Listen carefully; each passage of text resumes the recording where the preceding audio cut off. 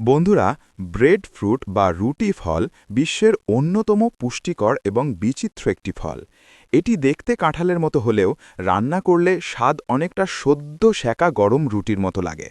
তাই এর নাম ব্রেড ফ্রুট। এতে রয়েছে প্রচুর পরিমাণে কার্বোহাইড্রেট, ফাইবার এবং পটাশিয়াম। তবে এর উপকার পেতে হলে আপনাকে সঠিক নিয়ম জানতে হবে। কোন সময় খেতে হবে?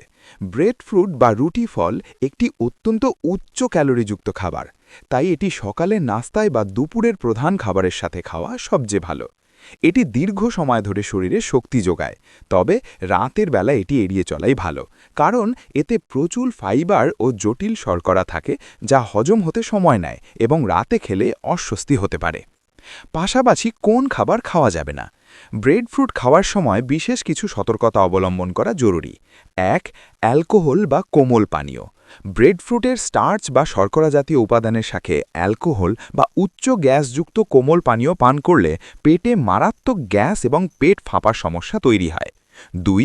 অতিরিক্ত চর্বিযুক্ত খাবার। এটি নিজেই একটি ভারী খাবার, তাই এর সাথে অতিরিক্ত ঘি বা মাখন মেশানো খাবার খেলে হজমে গোলমাল হতে পারে। ৩. টক জাতীয় ফল। ব্রেড ফ্রুটের সাথে অতিরিক্ত টক ফল বা সাইট্রাস জাতীয় খাবার খেলে পেটে অ্যাসিড তৈরি হতে পারে। বয়স ও খাওয়ার পরিমাণ।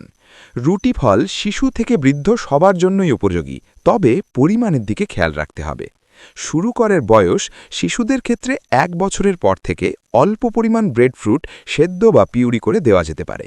সর্বনিম্ন পরিমাণ শিশুদের জন্য দিনে ১ থেকে ২ টুকরো সেদ্ধ করা যথেষ্ট।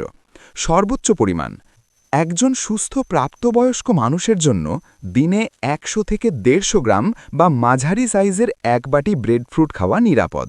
সাধারণত ব্রেড ফ্রুট একটি অত্যন্ত পুষ্টিকর এবং পুরনো ফল। একে অর্ধেক চিনি বা অর্ধেক পাউরুটি বললে ভুল হবে না। যেহেতু এটি শর্করা সমৃদ্ধ, তাই ডায়াবেটিস রোগীদের এটি পরিমিত পরিমাণে অর্থাৎ চিকিৎসকের পরামর্শ অনুযায়ী খাওয়া উচিত।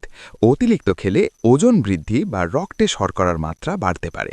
সঠিক নিয়ম মেনে খাবার গ্রহণ করুন এবং সুস্থ থাকুন।